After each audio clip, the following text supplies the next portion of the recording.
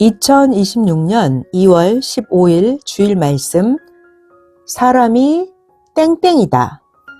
사람이 거울이다. 성경 본문입니다. 에스겔 4장 1절에서 8절. 너 인자야, 박석을 가져다가 네 앞에 놓고 한 성읍 곧 예루살렘을 그 위에 그리고 그 성읍을 에워싸되 운제를 세우고 토둔을 쌓고 진을 치고 공성퇴를 둘러 세우고 또 전철을 가져다가 너와 성읍 사이에 두어 철성을 삼고 성을 향하여 에워싸는 것처럼 에워싸라. 이것이 이스라엘 족속에게 징조가 되리라. 너는 또 좌편으로 누워 이스라엘 족속의 죄악을 당하되 너의 눕는 날수대로 그 죄악을 담당할지니라. 내가 그들의 범죄한 횟수대로 너에게 날수를 정하였나니 곧 390일이니라. 너는 이렇게 이스라엘 족속의 죄악을 담당하고 그 수가 차거든 너는 우편으로 누워 유다 족속의 죄악을 담당하라. 내가 너에게 40일로 정하였나니 1일이 1년이니라. 너는 또 에워싼 예루살렘을 향하여 팔을 벗어매고 예언하라. 내가 줄로 너를 동이리니 네가 에워싸는 날이 맞도록 몸을 이리저리 돌리지 못하리라. 할렐루야. 오늘은 사람이 거울이다 라는 주제로 말씀하겠습니다. 사람이 거울이다. 오늘 한국과 아시아권 나라들은 설 연휴로 가족들과 함께 보내는 자들도 많을 것입니다. 하나님과 성령과 함께 좋은 명절 되길 바랍니다.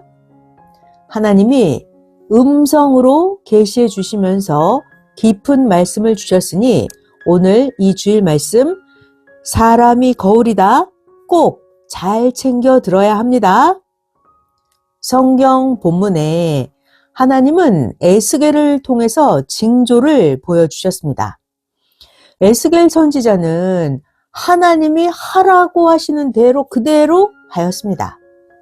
그 후에 이스라엘 나라는 징조대로 형벌을 받았습니다.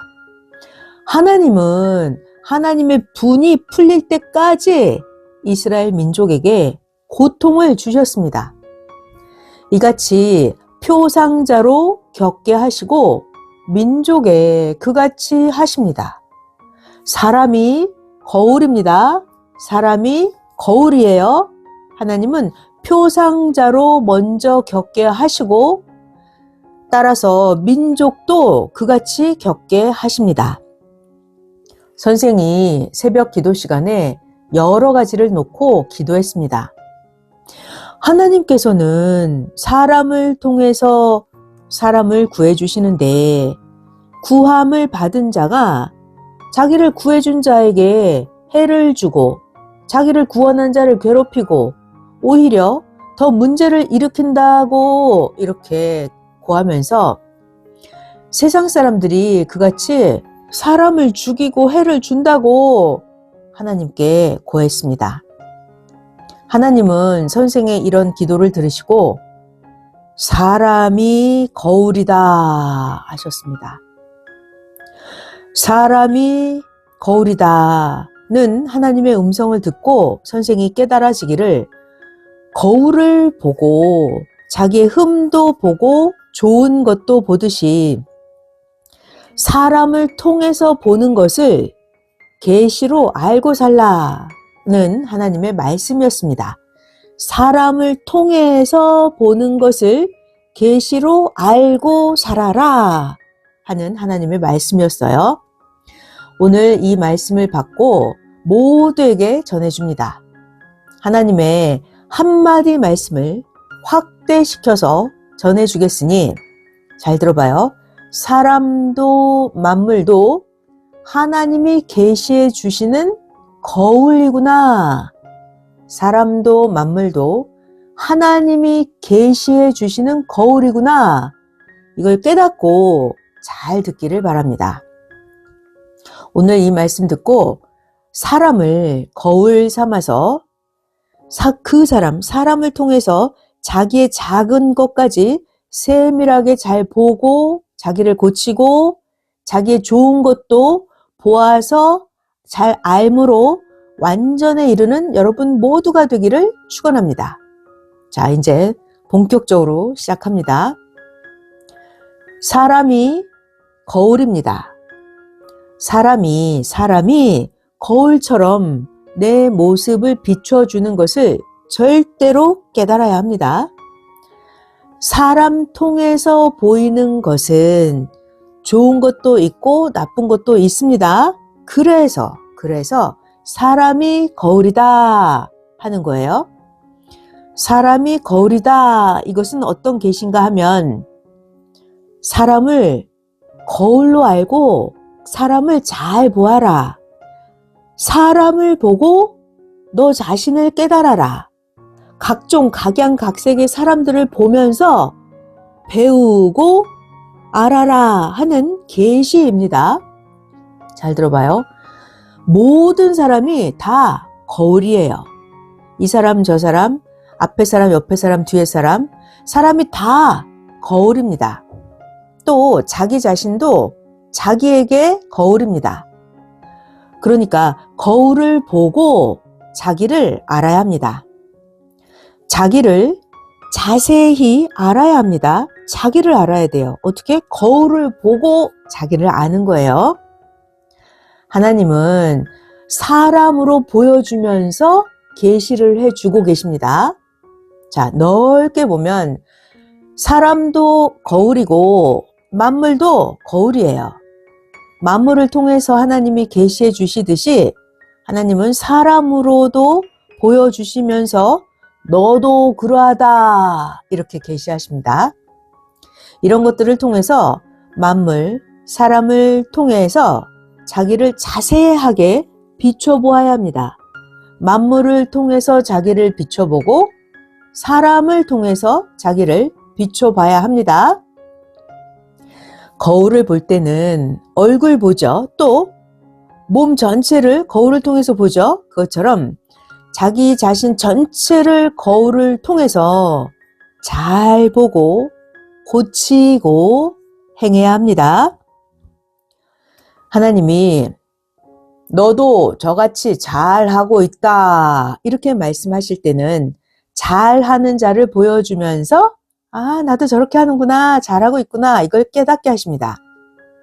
이렇게 하나님은 사람을 통해서 자기에게 보일 것을 보여주시고 계시해 주시면서 그 사람을 보여주시면서 실체적으로 내가 느끼게 하십니다.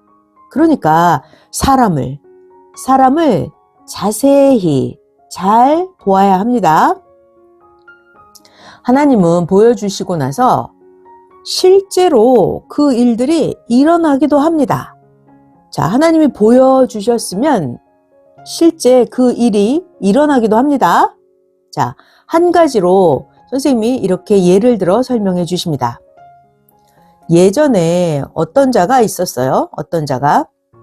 그 어떤 사람이 옛날에 큰 수술을 했다고 하면서 그 옛날에 그때 하나님이 죽음에서 살려주셔서 살게 되어서 좋은데 그리고 나서 그 후에 자기가 자기 관리하는 게 너무 힘들다고 했습니다. 그러면서 하는 말이 아, 이제 하나님이 없는 것 같아 하면서 원망을 했습니다. 그래서 선생이 아, 당신 살았으니까 좋지 않냐 하니까 죽고 싶다고 해서 아, 절대 그러지 말라고 했습니다. 그 사람은 늘 원망만 했습니다. 그 사람은 성경은 안 보고 딴 책만 보고 기도도 안 했습니다. 그 사람의 신앙은 그냥 하나님의 존재를 불신하지만 않고 겨우 사는 그런 정도였습니다. 선생이 각종으로 다 돕고 먹을 것도 같이 먹고 해줘도 막무가내였습니다. 선생은 그 사람을 불만이 많은 자라고 생각하면서 아이고, 나를 만난 것이 최고 기회인데 외면하는구나. 아, 모두 이러하겠지? 섭리사에도 이러한 자가 있겠구나 깨달아졌습니다. 또 나도 옛날에 죽음에서 하나님이 살려주셔서 좋다고 해놓고는 내가 지금 고통받는다고 원망하면서 살면 저 사람하고 똑같겠구나 깨달았습니다. 그 죽음에서 살림을 받은 그 사람이 불평불만하는 것을 보면서 그 사람을 보면서 선생에게 거울이 됐습니다. 그 사람은 원망하다가 결국 더 고통에 처하게 되었습니다. 하나님은 그 사람이 그 행한 대로 하신 것입니다.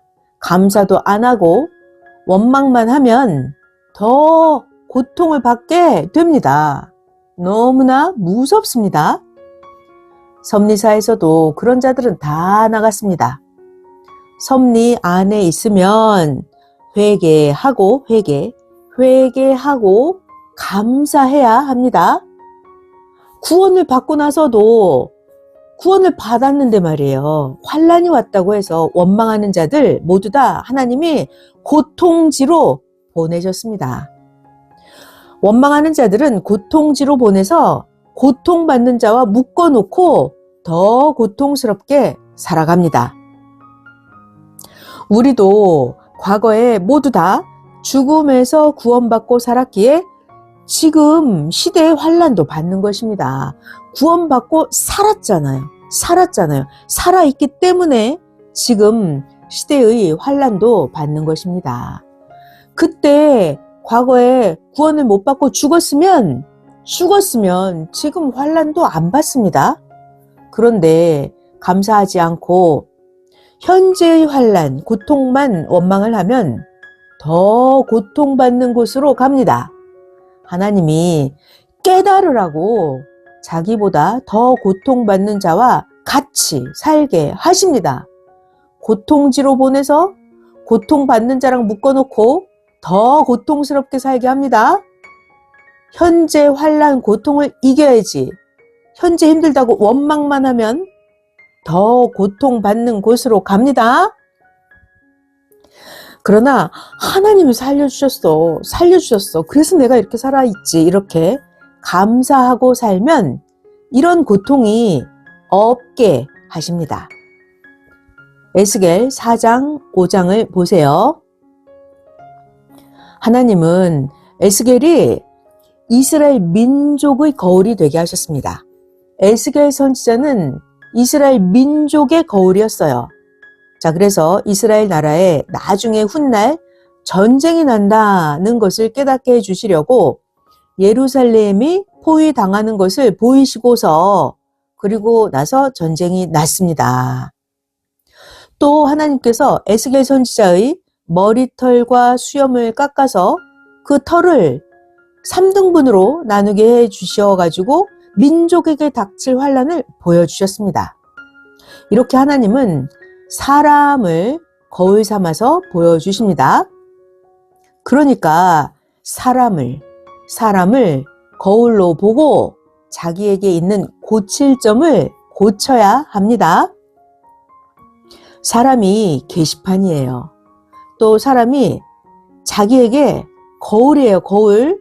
그러니까 거울을 보고 그 사람을 보고 자기의 고칠 점을 계속 고쳐야 합니다. 자, 우리가 화장할 때 거울을 보면 어디가 삐뚤어졌는지 잘못됐는지 보면서 고치잖아요. 그것처럼 사람, 상대방, 사람, 표상자, 사람, 선지자 이렇게 보면서 자기의 고칠 점을 계속 고쳐야 합니다. 또 거울을 보면서 좋은 점도 계속 발견하게 합니다. 또 어떤 사람은 자기가 잘 하는데도 맨날 왜 나는 못하지? 이렇게 하면서 자기 자신을 깨닫지 못하면 하나님은 잘하는 사람을 보여주시면서 너도 잘한다 이것을 깨닫게 해주십니다. 자, 그리고 또 잔소리에 대한 말씀을 해주셨어요. 잘 들어봐요. 사람이 잔소리를 듣지 않고서는 첨단에 오를 수가 없습니다. 잔소리를 듣지 않으면 첨단에 오를 수가 없어요. 부모도 거울입니다. 선생도 거울입니다. 모순이 없으면 말을 안 하죠. 부모도 선생도 갈 길이 바쁜데 그런데도 모순이 있기 때문에 부모도 자녀에게 하나하나 잔소리하면서 살피는 것입니다. 그와 같이 하나님도 성령도 선생님도 우리에게서 잘못된 거, 고쳐야 할 점이 보이니까 사람을 거울로 보고 깨닫게 하라 이렇게 계시해 주시는 것입니다. 그러니까 오늘 말씀 잘 듣고 아 사람이 거울이구나 그 사람을 보면서 자기를 깨닫고 고치고 행해야 합니다. 그런데 감사도 안 하고 원망만 하면 어떻게 돼요? 더 고통으로 가게 됩니다. 그래서 작은 것까지 선악간에 자세히 말씀을 해주시는 것입니다. 선생이 정밀하게 말씀을 해주니까 잘 듣고 행해야 문제가 해결됩니다. 잘 들어봐요. 그러니까 말씀을 전해주시면 말씀을 잘 듣고 고치는 자는 점점 빛날 것입니다. 말씀을 듣고 잘 고치는 자는 고통에서 나옵니다. 그런데 잔소리로 듣고 싫어하면서 고치지 않는 자는 어떻게 돼요? 자기에게 흠이 있는지를 모르고 계속해서 그 흠 때문에 그 흠으로 인한 대가를 받고 사는 자가 됩니다. 그러다가 얼굴에도 점과 티가 있고 몸에도 점과 티가 있는 자가 나중에 가서야 스스로 자기의 얼굴과 몸을 보면서 아, 왜 나는 얼굴에 이렇게 뭐가 나고 몸에 티가 생기냐? 말하는 것처럼 잔소리 듣기 싫어하면서 고치지 않은 자는 나중에 가서야 자기의 티를 알게 될 것입니다. 그러니까 하나님이 그 전에 알라고 자기 자신에 대해서 알라고 어떻게 사람을 거울 삼고 보라고 정확히 자기를 보여주시니까 잔소리를 잘 들어야 돼요. 잔소리를 잘 듣고 정밀하게 행해야 합니다. 잔소리 잘 듣고 고쳐야 빛나고 고통에서 나옵니다. 아멘. 또 잘 들어봐요. 크게 청소해야 할 것은 누구에게나 다 잘 보입니다. 크게 아유 저 청소해야겠네 이건 큰 청소거리는 누구에게나 다 잘 보여요. 그런데 문제는 작게 꼼꼼하게 세밀하게 청소해야 될 부분은 전문가 눈에만 보입니다. 봐봐요. 미세먼지는 엄청나게 작아서 개수를 셀 수가 없어요. 그런데 미세먼지를 모아놓으면 엄청나게 잘 보입니다. 이런 것이 만물 거울입니다. 만물 거울이에요. 자, 그러니까 건강도 정밀하게 미세먼지 처리하는 것처럼 그렇게 해야 그 병을 고칠 수가 있습니다. 어떻게 해요? 미세먼지 처리하는 것처럼 해야 그 병을 고쳐요. 미세먼지, 이게 만물 거울이에요. 미세먼지를 보면서 자기의 건강을 보는 거예요. 미세먼지를 보면서 자기 건강의 흠, 자기 건강의 고칠 점, 요거를 보는 거예요. 미세먼지가 나의 건강을 살펴보는 거울이 되는 겁니다. 미세먼지를 처리하듯 그렇게 해야 그 병을 고칠 수가 있습니다. 보이지도 않는 미세먼지이지만 건강에 해를 많이 주죠. 이런 것처럼 신앙에 있어서도 미세먼지 같은 것들이 자기에게 해가 많이 됩니다. 그러니까 잘 들어봐요. 미세먼지를 청소하는 것처럼 자기를 깨닫고 자기를 자기 자신 깨끗이 청소해야 됩니다.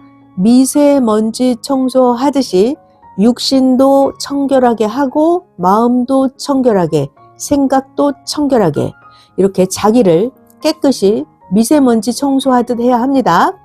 마음에 있는 흠까지 깨끗이 제거해야 합니다. 흠이 없으면 미인인 것처럼 신앙에서도 흠이 없으면 미인 신앙이 되는 거예요. 미인 신앙. 자, 여러분, 미인이 좋아요? 못생긴 사람이 좋아요? 미인이 좋죠? 신앙도 미인 신앙이 되어야 합니다. 이런 것들을 알고 신앙의 흠을 첨단으로 제거해야 합니다. 미세먼지는 사람이 혼자서 다 못 막죠?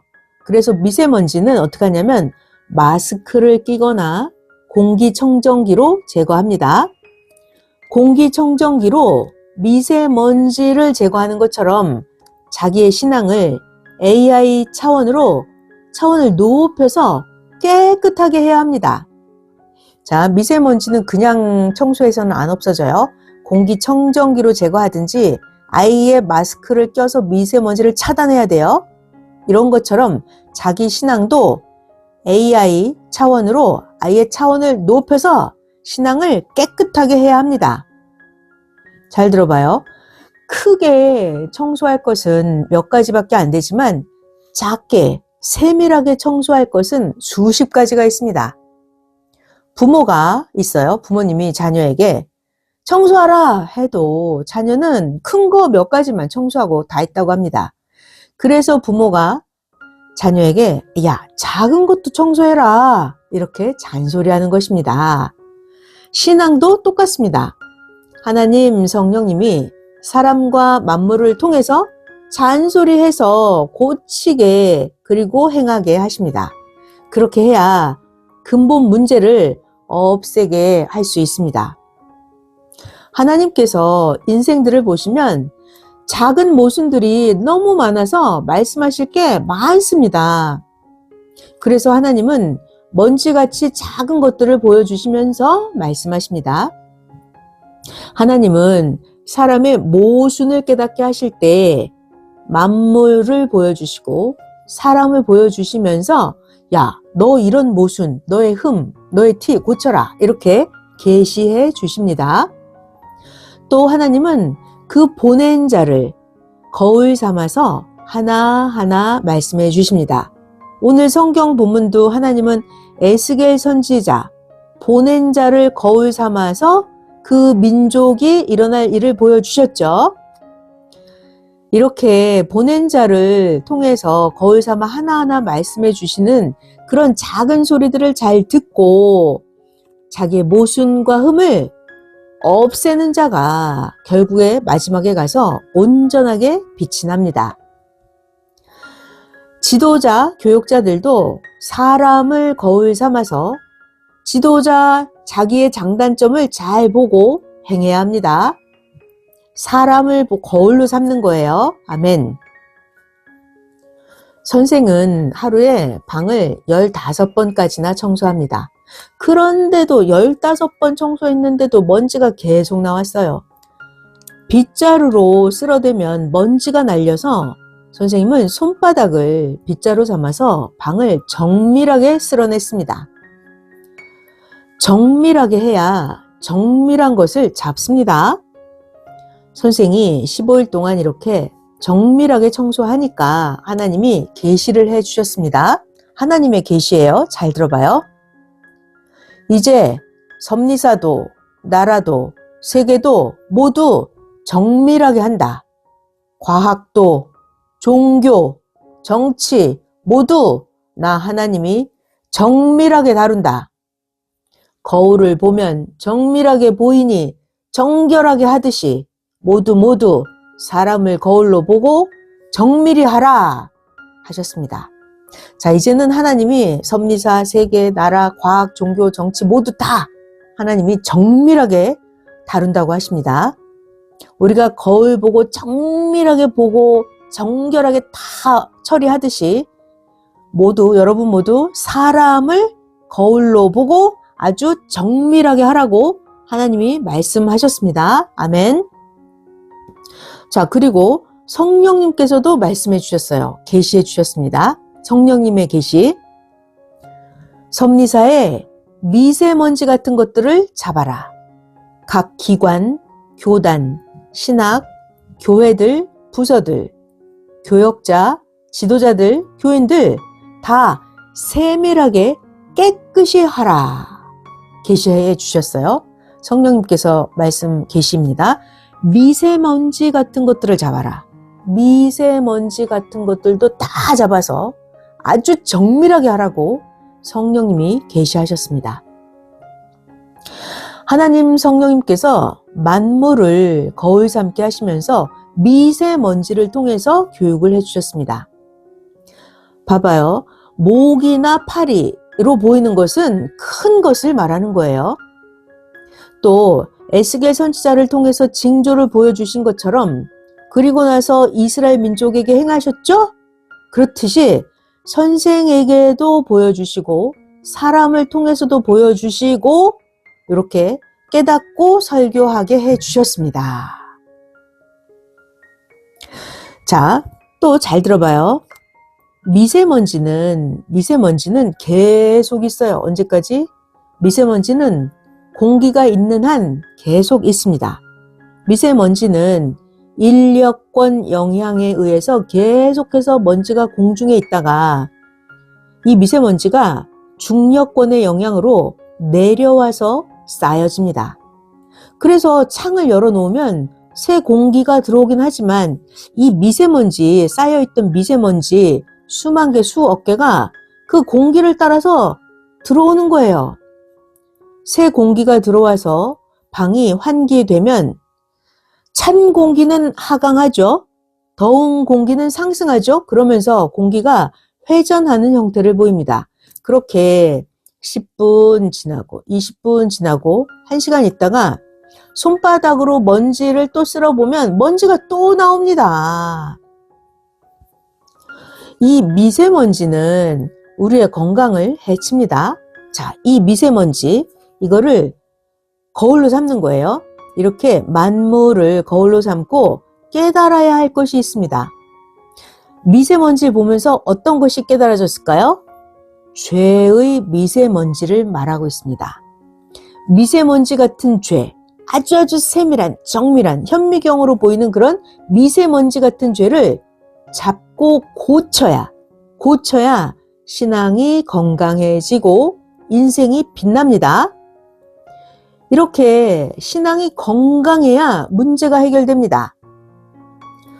정신, 마음, 사고의 그릇된 것은 잘 보이지도 않습니다. 저 사람의 정신 조금 잘못돼도 잘 안 보이죠? 마음 잘 안 보여요. 이런 것들은 확인하고 똑바로 잡아야 합니다. 그러니까 미세먼지를 잡아낼 때는 공기청정기 사용하죠? 미세먼지까지 공기청정기로 잡아내듯이 그러면 우리의 정신, 마음, 사고의 작은 것까지 잘못된 그런 거 어떻게 잡아내요? 성령의 청정기. 성령의 청정기로 작은 것까지 잡아내야 합니다. 봐봐요. 건강하게 오래 살려면 미세먼지를 마시지 말아야 하죠? 똑같이 신앙적으로도 미세먼지 같은 죄가 무엇인지 깨닫고 어떻게? 회개해야 돼요. 미세먼지 같은 아주 작은 죄들까지 깨닫고 회개를 해야 합니다. 또 아예 미세먼지는 마스크로 막아버리죠. 그것처럼 아예 죄를 짓지 말아야 합니다. 이렇게 작은 죄는 자기에게도 보이지 않으니까 자기도 모르고 남도 모르는 죄입니다. 아주 작은 죄는 자기에게도 잘 보이지 않아요. 그러니까 자기도 모르고 자기한테 어떤 미세한 죄가 있는지 자기도 모르고 남도 모르는 그런 죄입니다. 미세먼지 죄들. 미세먼지는 현미경이 아니면 안 보입니다. 그런데 미세먼지 이렇게 작은 것도 모아놓으면 잘 보이죠. 그러니까 방에서도 미세먼지는 안 보이는데 이 먼지를 쓸고 모아놓으면 보입니다. 방에 먼지를 한 번 쓸면 콩 2개 덩이만한 먼지 덩어리가 나옵니다. 한 번 쓸면. 자, 이렇게 방을 15번을 쓸어내면 먼지가 30덩어리가 나옵니다. 그런데 이걸 청소하지 않으면 어떻게 돼요? 우리가 숨을 쉴 때마다 그 먼지가 자기의 폐로 들어갑니다. 하루에 사람이 약 2만 번 정도 숨을 쉬니까 그때마다 먼지가 폐로 들어갑니다. 그러니까 신앙세계도 모두 똑같습니다. 그러니까 신앙세계에서 똑같아요. 우리가 미세먼지까지도 깨끗하게 하면 건강하게 오래 사는 것처럼 신앙적으로도 미세한 것까지 정밀하게 회개하고 고치면 그 사람의 신앙이 첨단으로 건강해져서 끝까지 가게 됩니다. 이게 너무 미세하니까 잘 안 보이는데 모아놓으면 잘 보여요. 아주 미세한 것까지 처리를 해야 합니다. 자, 또 그 다음 말씀. 하나님의 도움, 하나님이 날 도와주나? 안 도와주나? 이 하나님의 도움이 사람의 눈에 잘 보이지 않으나, 그러나 하나님은 도와주고 계십니다. 하나님은 도와주시는데 자기가 마음으로 느끼지 못하니까 모르는 거예요. 자, 아까 미세먼지도 모아놓으면 눈에 보이는 것처럼 하나님의 도우심도 자꾸 보면 마음에서 느껴집니다. 하나님은 정말로 자세하게 세포만한 것까지도 머리카락 굵기의 1000분의 1 되는 작은 것까지도 하나님은 정말 도우십니다. 지금 성령님께서 저마다 이 미세먼지 같은 죄들을 두고 말씀하고 계십니다. 성령님께서는 지금 먼지를 쓸어 없애고 깨끗이 하듯이 너희들의 모순을 정밀하게 보고 고치고 회개하라. 네, 성령님이 말씀하십니다. 자, 먼지는요, 청소하지 않으면 그 외 어떤 방법으로도 해결이 안 됩니다. 먼지는 청소해야 처리가 돼요. 마찬가지로 미세먼지 죄, 이것도 정밀하게 회개해야 합니다. 자, 그러니까 우리가 방 안의 먼지를 매일 청소하죠. 그것처럼 미세먼지 죄 매일 회개해야 합니다. 선생은 글을 쓰고 나면은 아주 섬세하게 교정을 합니다. 선생이 글 쓰고 처음에 말씀을 쓸 때는 4시간이 걸려요. 자, 첫 번째 교정을 하십니다. 이렇게 첫 번째 교정하면서 다시 볼 때 그때 3시간이 걸려요. 자, 선생님이 세 번째 볼 때는 또 1시간이 걸립니다. 왜냐하면 하나님 성령님께서 주신 말씀을 선생님은 아주 온갖 정성을 다해서 교정을 합니다. 왜요? 하나님 성령님이 주신 말씀이니까 자세히 전해야 하고 오차 없이 전해줘야 하고 아주 만나게 말씀을 전해줘야 되고 정말로 100% 온전하게 전해줘야 되고, 그래서 선생님은 온갖 정성을 다해서 말씀을 쓰고 교정을 하십니다. 아주 정성을 다하십니다. 그러니까 듣는 여러분들도 말씀을 듣고 나서 정말 깨닫고 순종하고 행해야 합니다. 자, 그러니까 내가 말씀을 깨닫고 행하고 하는 거에서 자기의 운명이 좌우돼요. 말씀을 깨닫고 말씀을 행하는 거에 따라서 축복이 좌우됩니다. 자, 그래서 선생님은 이제 교정을 하신 다음에 교정사에게 글을 보냅니다. 글이 가면 글자가 틀린 것도 있고 앞뒤가 바뀐 것도 있어서 고칠 것이 많습니다. 글 사명자가 번개같이 원본을 타자 쳐서 만들면 완성될 때까지 아주 여러 번 또 교정을 합니다. 그야말로 머리에서 김이 날 때까지 정밀 기계가 되어서 교정을 합니다. 그렇게 15번을 기계를 거쳐서 나옵니다. 여러 군데를 거쳐서 원본에서 흠이 없게 나옵니다. 잘 들어봐요. 어떤 글자가 있는데요. 글자에서 점 하나를 찍었느냐, 점 하나를 안 찍었느냐에 따라서 그 내용이 26만 배 차이를 빚는 글자가 있습니다. 어떤 글자일까요? 맞춰보세요. 숙제입니다. 글자인데요. 점 하나를 찍었느냐, 그 점 하나를 안 찍었느냐에 따라서 내용이 26만 배 차이가 빚어지는 글자예요. 맞춰보세요. 숙제입니다. 한글 중에 그런 글자가 있습니다. 점 하나 안 찍을 것인데 점 하나를 더 찍으면 약 26만 배 차이가 나는 그런 글자예요. 점을 찍어야 하는데 점을 안 찍어도 그만큼 단위 차이가 납니다. 자, 힌트를 주자면 이 글자는 무게에 해당하는 글자입니다. 자, 이걸 맞추면 엄청난 상금을 주겠습니다. 이렇게 점 하나로 뜻이 달라지고 26만 배까지도 차이가 나니까 설교 쓰기, 교정하기 얼마나 어렵겠어요? 정말 어렵습니다. 그래서 교정하는 거를 전문가가 합니다. 교정 박사가 선생의 글을 교정합니다. 자, 그러니까 말씀을 쓰고 전하는 것도 이런데 듣는 거, 말씀을 듣는 것도 자세하게 못 들으면 그렇게 큰 영향을 줍니다. 그러니까 정말로 잘 깊이 들어야 합니다.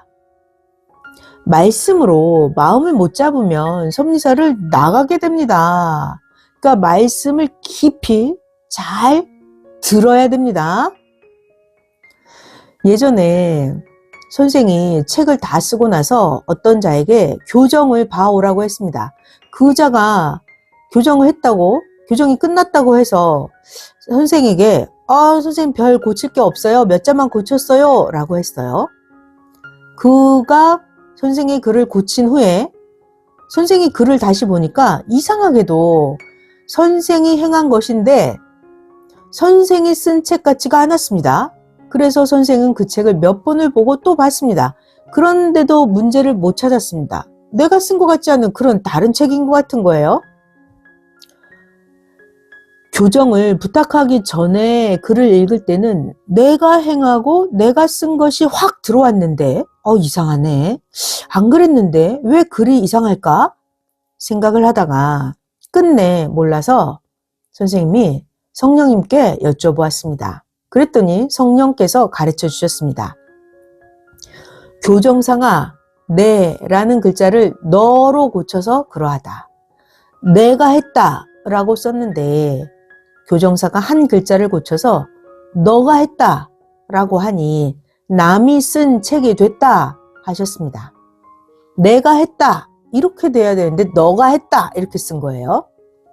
네 라는 글자 하나를 너로 고쳐서 선생이 쓴 글이 남이 쓴 글이 되고 말았습니다. 그래서 그 후로는 더욱더 원본의 핵을 선생이 잡고 남에게 안 맡기고 선생이 절대 직접 쓰고 강의하고 선생이 직접 설교합니다. 다른 자에게 안 맡기고 선생이 다 원본을 쓰고 교정만 맡깁니다. 대개 사람들은 책을 쓸 때 남을 시켜서 씁니다. 그러나 선생은 원본을 선생이 직접 다 씁니다. 그리고 나서 교정하라고 합니다. 책뿐만이 아니라 각 부서도 맡겨놓고 보면 하나님 성령 뜻대로 못하고 선생이 원하는 대로 못합니다. 그러면 발전이 안 됩니다. 모두 다 잘 들어봐요. 글자 틀린 거 빼고 글을 바르게 교정하듯이 잘 못하는 자는 빼내고 똑바로 하는 자에게 사명을 줍니다. 하나님 일이니까 아주 잘해야 합니다. 하나님 일인데 어청거리고 끝나면 안 됩니다. 앞으로는 설교 영상도 거의 안 쓸 것입니다. 영상을 안 써도 다 이해됩니다. 불필요한 것을 제작하면 안 됩니다. 이제 신학도 영상 없이 칠판으로 강의합니다. 지금 하나님 성령님께서 미세먼지까지 모두 파악합니다. 영계에서 보면 다 압니다. 영계에서 봐요. 자, 또 그 다음 말씀. 선생님이 의문 나는 것이 있어서 기도했습니다. 예수님은 신약 때 왜 영계 이야기를 안 하셨을까? 하고 선생이 의문을 가지고 기도했습니다. 기도했더니 성령께서 깨닫게 해주셨습니다. 어느 날 천주교 설교가 나오는데 그 설교 다큐멘터리를 보고 있었는데 외경에 예수님이 지옥 이야기를 하신 게 나온 것입니다. 외경을 보면 예수님이 설교 때 지옥은 너무도 고통스러운 불바다라고 하셨습니다. 외경에 보면 지옥이 너무 뜨겁다고 했습니다. 이것을 보고 쇼크를 받고 선생도 글을 쓸 때 지옥 본 것도 글에 넣고 선생이 책을 쓸 때 지옥은 불바다다.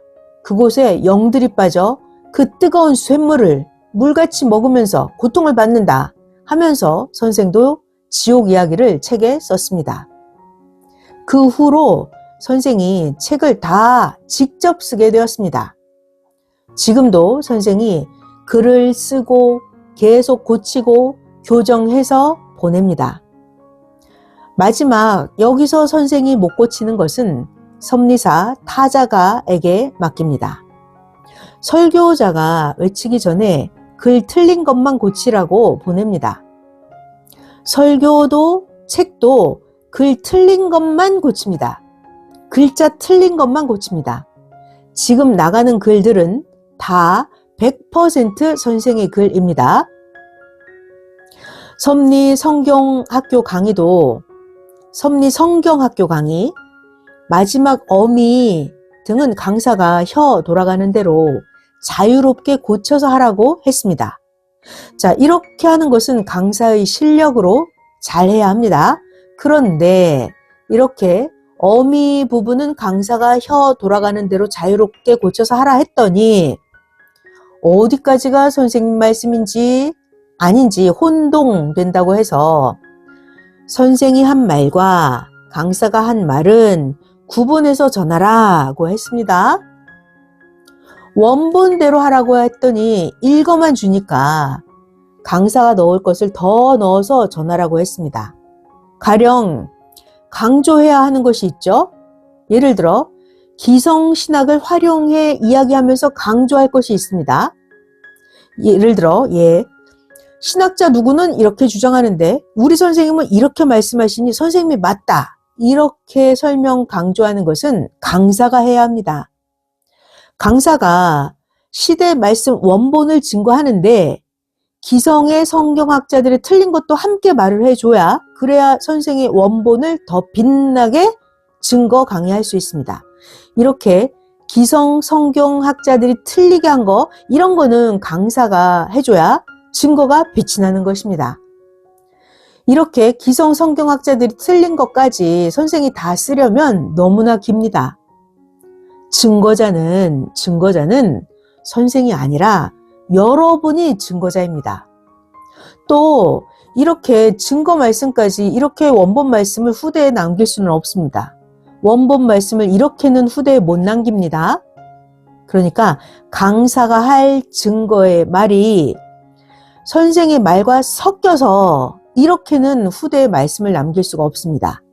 그래서 말씀 본문은 이렇다 하면서 원본을 주고 거기서 성경학교에서 강의할 때 필요한 말을 추가로 하라 했습니다.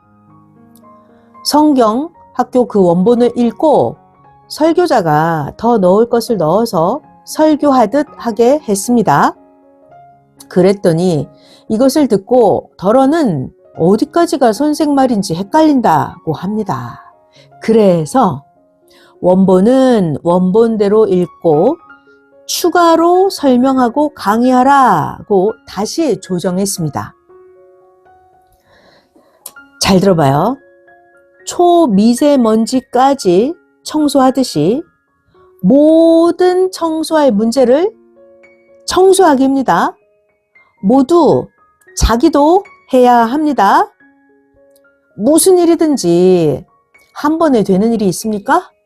미세먼지도 여러 번 쓸어서 깨끗이 청소하죠. 그것처럼 신학의 섭리성경학교도 그리고 여러분이 속한 각 교회도 각 기관도 지도자들이 모두 섬세하게 각종으로 살펴야 합니다.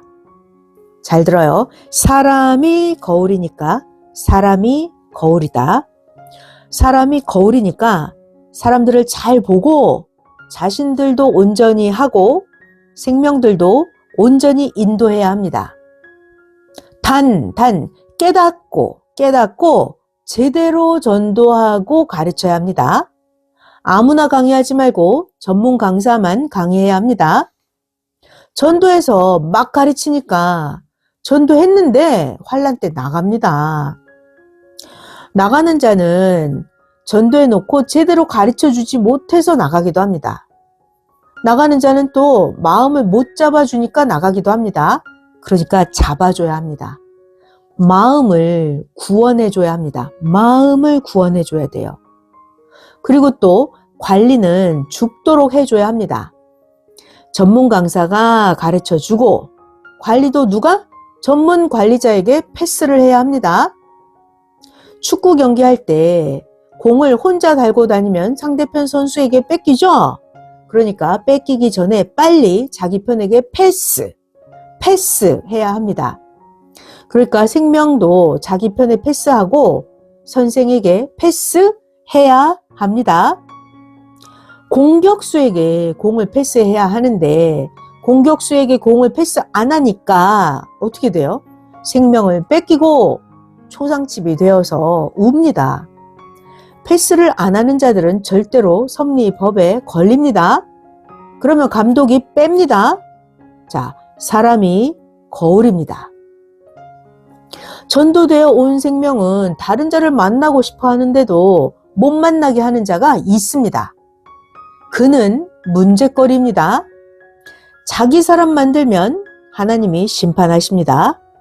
하나님께 생명을 패스해야 합니다.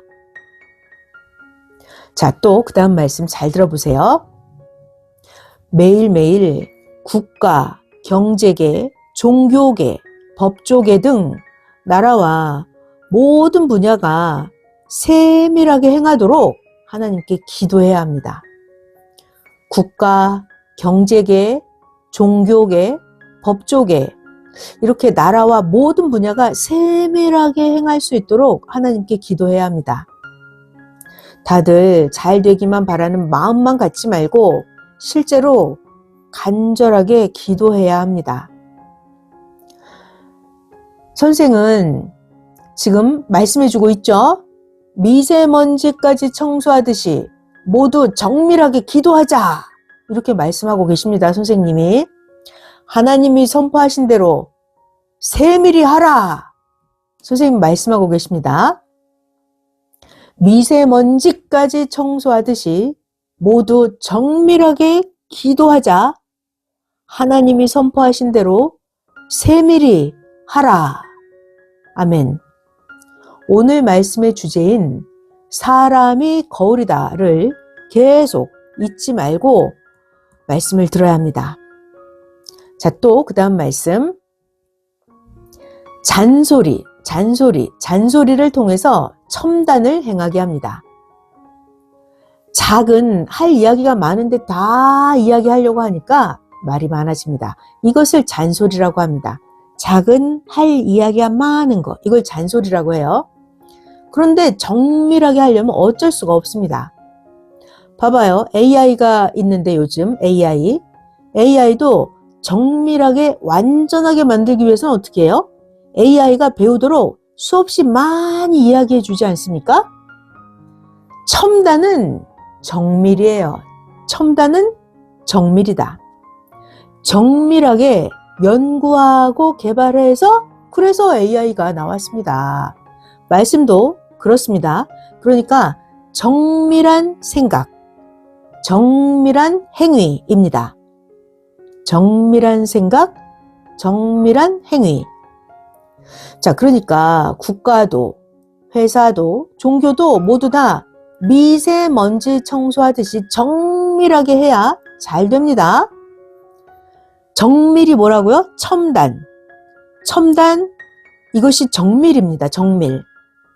정밀하게 한 곳은 잘 되고 성공합니다. 정밀하게 하면 미세먼지 청소하듯이 아주 정밀하게 하면 개인, 회사, 민족, 종교, 세계 다 잘 됩니다.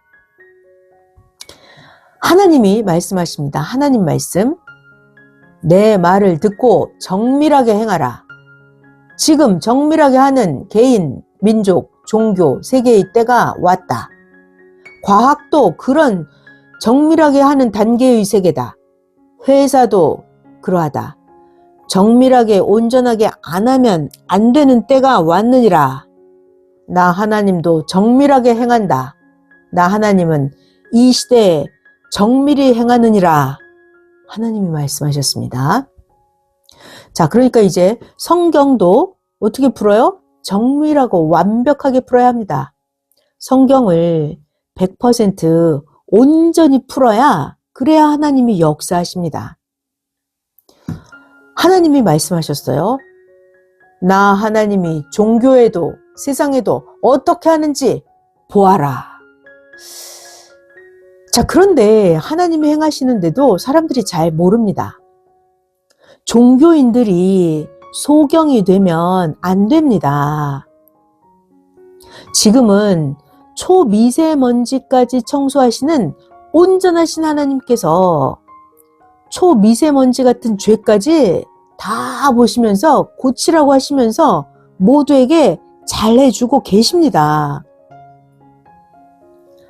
거울로 자신을 아주 정밀하게 거울로 들여다보면 자기 흠이 보이고 바늘로 찍은 것만한 아주 작은 티도 다 보이죠? 거울을 정밀하게 보면 자기 잘생긴 거 못생긴 거 다 보입니다. 거울이 자기를 지적해 줍니다. 거울이 자기를 지적해 줘요. 이같이 사람이 거울입니다. 사람도 똑같이 그 사람을 보고 있으면 나의 잘못을 지적해 줍니다. 또 뭐가 거울일까요? 하나님의 생명의 말씀이 거울입니다. 하나님의 생명의 말씀. 말씀이 거울입니다. 거울을 보면 보이니까 피할 수가 없습니다. 이같이 사람을 매일 잘 보고 매일 고치기입니다. 잘 들어봐요. 상대방의 수치를 보고 자기의 수치를 고치는 것입니다. 잘못하는 사람을 보면 아, 나 저렇게 하지 말아야지 이렇게 배우는 거예요. 상대방의 수치를 보고 나도 저러면 안 되지. 자기의 수치를 고치기입니다. 자, 또 그 다음 말씀. 화가가 있어요. 화가들이 그림을 그릴 때 미세먼지같이 얇은 선도 보고 색도 자세히 보면서 정밀하게 그려야 그 그림이 걸작이 됩니다. 그러니까 화가가 걸작을 그리려면 수백 번 반복해서 그립니다. 한 걸작품에 붓이 수백 번이 가기도 하지만 온전한 한 장을 그리려면 수백 장을 그려봐야 합니다. 한 그림에 붓이 수백 번 가기도 하지만 그 온전한 한 장을 그리기 전에 수백 장을 그려봐야 합니다. 그러고 나면 그 후에는 그 그림을 마음에 들게 그리기가 아주 쉽습니다. 이와 같이 여러분들도 하나님 말씀을 어떻게 한다? 반복. 하나님 말씀을 반복해서 지키고 행해야 완전해집니다. 반복해서 지키고 행하는 거예요. 하나님 말씀을 반복한다. 화가가 수백 장의 그림을 그려보듯이 하나님 말씀을 반복해서 지키고 행해야 완전해집니다. 자, 그래서 최고 지혜의 방법을 가르쳐 주십니다. 최고 지혜의 방법은 하나를 가지고 수백 번, 수천 번을 하는 겁니다. 최고 지혜의 방법은 하나를 가지고 수백 번, 수천 번 하는 것입니다. 섭리사에는 분야별로 천재가 많습니다. 그 중에 어떤 한 명은 중고등부 때 선생이 준 주일 말씀을 매일 30번씩이나 읽었다고 했습니다. 그랬더니 머리가 세계적인 천재가 됐어요. 노력하는 천재입니다. 말씀 한 가지를 터득하면서 뇌가 풀린 것입니다. 하나님 말씀을 귀히 보고 집중하니까 하나님이 천재가 되게 하신 것입니다. 세계 어떤 그 분야에서 그 나이급 중에서 1등을 하고 그 사람은 지금 미국에 가서 공부하고 있습니다. 이 사람은 세계 어느 대학도 다 들어갈 수 있는 실력자입니다. 하나님 말씀에 집중하니까 천재가 됐어요. 이같이 무엇이고 잘하려면 어떻게 한다? 집중해야 된다. 무엇이든지 잘하려면 집중해야 됩니다. 하나님이 주신 재능을 쓰면 천재가 됩니다. 그러니까 자기가 자기를 천재 되게 만듭니다. 선생님도 기도하고 있을 때 예수님께서 선생에게 너는 천재다 하셨습니다. 말씀을 최고 완전하고 정밀하게 풀었기 때문에 너는 천재다 하셨습니다. 선생은 성경을 더 이상 없을 정도로 온전하게 풀었습니다. 그런데 이 소경들은 성경을 거꾸로 풉니다. 또 성령님께서 선생님을 천재라고 하셨어요. 말씀뿐 아니라 하나님 성령을 사랑하는 것도 천재다. 선생에게 너는 다른 모든 것들도 천재다. 성령님이 말씀하셨습니다. 이런 것들을 잘 알고 증거해 주기 바랍니다. 성령님께서 선생에게 너는 말씀뿐 아니라 하나님 성령 사랑하는 것도 천재다. 다른 모든 것들도 천재다. 성령님이 말씀하셨습니다. 이런 걸 잘 알고 증거해 주기 바랍니다. 또 여러분 모두도 그렇게 해야 합니다. 자, 또 잘 들어봐요. 자, 천재가 있고 천재가 아닌 자가 있습니다. 그러면 천재랑 아닌 자랑 차이는 얼만큼일까요? 백지장 차이입니다. 자, 그래서 천재는 그 차이가 뭔지 그 차이를 알고 행하면 천재예요. 그런데 천재가 아닌 자는 그 백지장 차이만큼 그걸 모르고 행하지를 않습니다. 자, 신기한 말씀이죠? 자, 천재와 천재가 아닌 자는 그 차이가 얼만큼? 백지장만큼 차이가 나요. 그래서 그 백지장만큼의 차이를 아는 자, 그걸 알고 행하면 천재고, 그 백지장만큼 차이 나는 거를 모르는 자는 천재가 못 돼요. 그래서 천재가 아닌 자는 그 차이 나는 만큼을 모르고 행하지를 않습니다. 선생이 신앙을 어떻게 해야 하는지 다 가르쳐 주었죠? 설교도 하나님 성령께 받아서 줍니다. 자, 오늘도 전해주는 사람이 거울이다 이 말씀, 천재적인 내용의 말씀입니다. 자, 그러니까 설교자도 천재같이 해야 합니다. 강약 있게 성령 충만해서 전해야 합니다. 말씀을 전하면 성령의 불이 나와야 합니다. 말씀을 전하면 능력이 나가야 합니다. 듣는 자들은 압니다. 잘하는 자를 따라해야 합니다. 이미 선생은 모두에게 천재 되는 방법을 잠언으로, 말씀으로 다 가르쳐 주었습니다. 이것을 문제로 내주겠습니다. 천재가 되는 방법이 무엇입니까?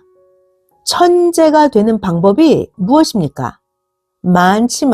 천재가 되는 방법 많지만 선생이 많이 설교하고 선생이 쓰는 것으로 정답을 쓰세요. 답은 7개입니다. 천재가 되는 방법 7개 써서 제출하세요. 그 중에 천재가 되는 방법 1개만 말해주겠습니다. 영계에 들어가서 배우면 천재가 됩니다. 자, 이제 천재가 되는 방법 답은 나머지 6개가 있습니다. 써보세요. 자, 천재는 어떤 자입니까? 천재. 어떤 자예요? 확인하고 100% 행하는 자입니다. 또 천재는 하나님 성령 성자 예수님을 100% 극으로 사랑하면서 몸도 마음도 다 드리면서 사는 자입니다. 또 천재는 담대합니다. 천재는 연구합니다. 천재는 노력합니다. 천재는 집중합니다. 천재는 주를 극으로 사랑합니다. 천재는 주의 말씀에 순종합니다. 또 천재는 낙심하지 않고 계속 될 때까지 행합니다. 또 신앙의 천재는 누굴까요? 신앙의 천재, 하나님이 보낸 자를 알고 믿고 삼위를 마음뜻 목숨 다해서 섬기고 사랑하면서 사는 자, 이런 자가 신앙의 천재입니다. 자, 또 누가 천재냐면 하나님이 시키시는 대로 하는 자가 천재입니다. 자, 여기에도 답이 있고 그동안 잠언으로 말씀한 것에도 있습니다. 자, 또 그 다음 말씀 잘 들어보세요. 부모가 있고 자녀가 있습니다. 그러면 자녀에게 있어서 부모는 천재입니다. 왜요? 부모는 자녀보다는 인생을 많이 살아서 부모는 아는 것이 많으니까 작은 것까지 세밀히 말을 합니다. 그런데 자녀들은 부모 보고 잔소리한다고 하죠. 그러나 실상은 부모가 천재입니다. 부모가 천재예요. 그런데 자녀들이 이걸 모르고 잔소리 많이 하는 부모한테 잔소리꾼이라고 합니다. 신앙의 부모들 역시 똑같습니다. 신앙의 부모들, 그러니까 알고 미세한 것까지 이야기해주는 천재 신앙의 부모가 있는가 하면 모르면서 그리 말이 많은 무지한 신앙의 부모도 있습니다. 킥킥. 모르면서 말이 많은 무지한 신앙의 부모도 있어요. 부모가 하나님 뜻을 떠나서 말하면 무지입니다.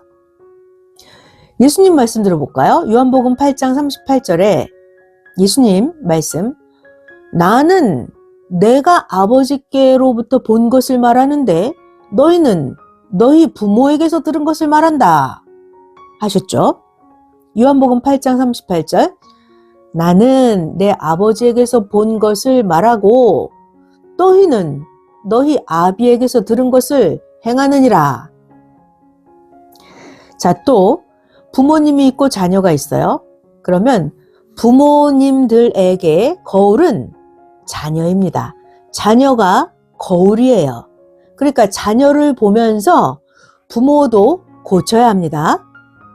그런데 부모가 안 고치니까 자녀가 빗나갑니다.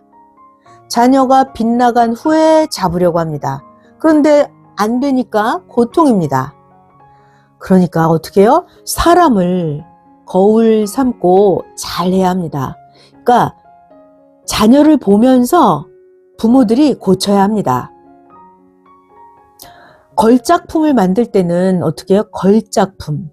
걸작품을 만들 때는 정밀하게 해야 되죠? 그러니까 코치의 잔소리 많이 가고, 그래서 걸작품 자녀를 키울 때도 잔소리가 많이 가는 것입니다. 세밀하고 정밀한 세계에는 잔손이 수천 번씩 합니다. 하나님은 천재 중에 천재이십니다. 하나님은 왕 중에 왕이십니다. 삼위, 성부, 성자, 성령, 삼위는 천재이십니다. 그래서 삼위는 다 아십니다. 그래서 하나님은 천재이시기 때문에 만물과 인간을 모두 다 완벽하게 창조하셨어요. 또 게다가 하나님은 우리가 하나님의 그 전지전능하심을 쉽게 볼 수 있도록 월명동을 아주 천재적으로 구상하셔서 제2창조를 해주셨습니다. 그래서 월명동이 웅장하고 신비하고 아름답습니다. 봐봐요. 만물이 거울이에요. 월명동이 거울입니다. 잘 보고 배우고 깨달아야 합니다. 하나님과 성령께서 각종으로 해줄 만큼 해주셨으니까 이제는 우리가 하나님이 해주신 것을 발판 삼아서 행하면 인생의 육도 성공, 영도 성공하고 더 잘 됩니다. 미세먼지까지 계속 청소하듯이 교역자, 지도자들은 자기 주관권을 자세하게 세밀하게 파악하고 살펴야 합니다. 또 교인들이 어떤 것을 했으면 즉시 움직여야 합니다. 선생은 누가 뭘 건의하면 본인에게도 다시 물어보고 지도자에게 정밀히 해결해 주라고 합니다.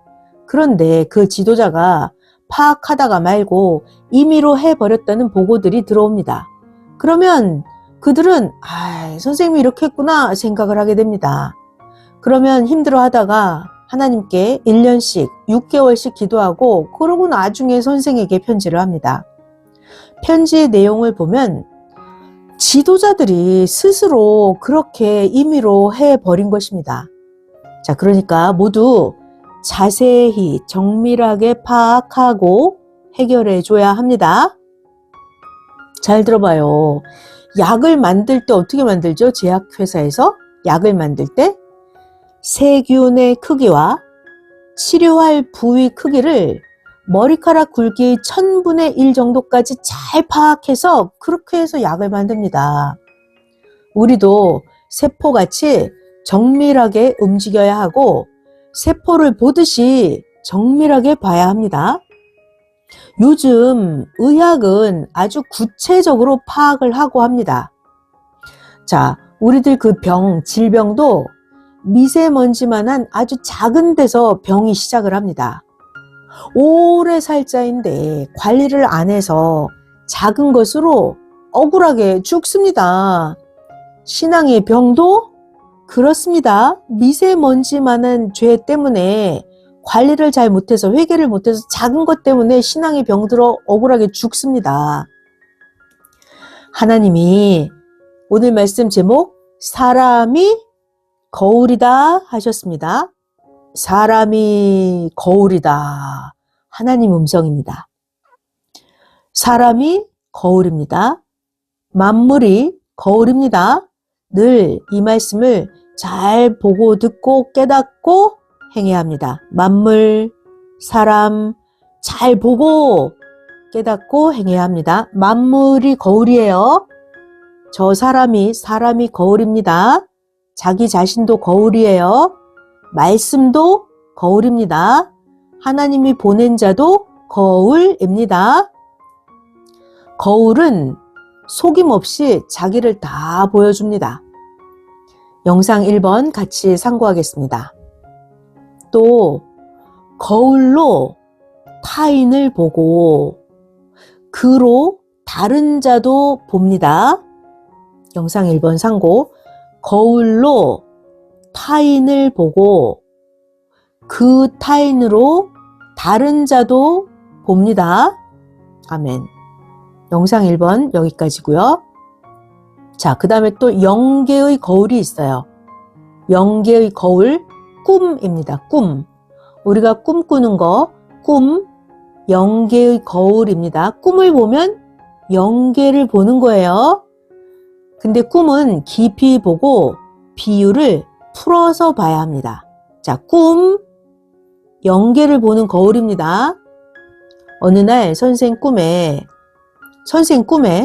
시골에 작은 논 5개가 있는데 그 자체로 약해서 장마로 인해 뚝이 다 무너져 있었고 그 위로 풀이 나서 다시 농사를 지을 수 없게 됐습니다.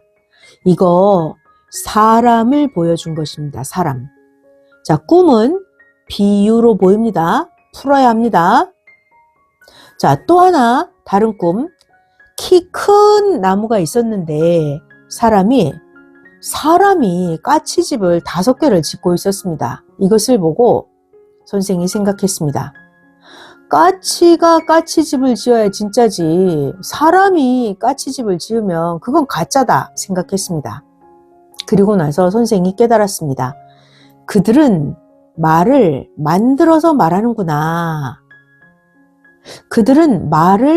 만들어서 말하는구나. 깨달았습니다. 꿈은 비유로 보여주십니다. 오늘 말씀 사람이 거울이다. 이거 생명의 말씀이니까 하나님의 음성이니까 모두 지켜야 합니다. 사람이 거울이라고 오늘 말씀했습니다. 하나님과 성령이 사람을 거울 삼고 보여주십니다. 하나님과 성령이 만물을 거울 삼아서 보여주십니다. 그러니까 사람도 잘 보고 만물도 잘 보고 깨닫고 행하라 하셨습니다. 이것을 잊지 말아야 합니다.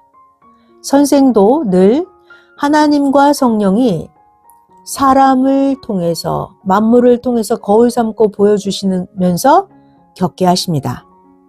선생도 늘 선생한테도 하나님이 보여주시고 성령이 보여주시는데 어떻게 한다?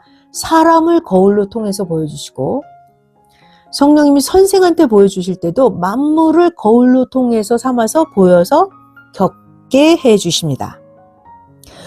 그렇게 주신 말씀을 전해준 것임을 알아야 합니다. 아멘. 삼위의 평강을 빕니다.